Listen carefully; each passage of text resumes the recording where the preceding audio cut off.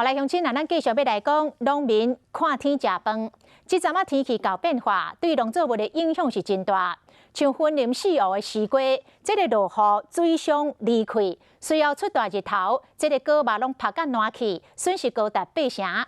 另外，苗栗的红枣，伫1月开花期无雨水，这个果实结袂出来，产量剩2成。也有倒兰的奇芳葡萄授粉的时阵，拄着天气大反寒，这个葡萄结袂大粒，农民讲，敢若剩4成会当卖咯。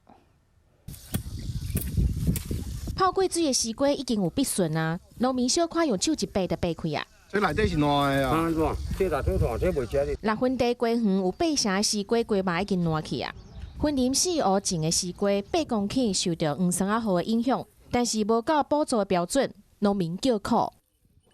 这嘛真歹估价呢。这无法度。像卖人是一斤卖10块啊。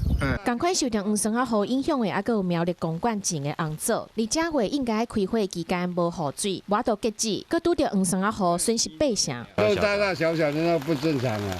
佫有倒兰的葡萄，4月份应该是烂花的时期，但是拄着较冷的天气，变较细粒，剩4成会当卖。它有那么细的。它有种这么大的，不是5代中塔，还有这么大的。苗栗农业单位表示，葡萄含红枣的损失拢已经向农委会申报，嘛到补助的标准，会帮忙农民申请，同时嘛继续关心收成的状况，卖互市场的绩效受到影响。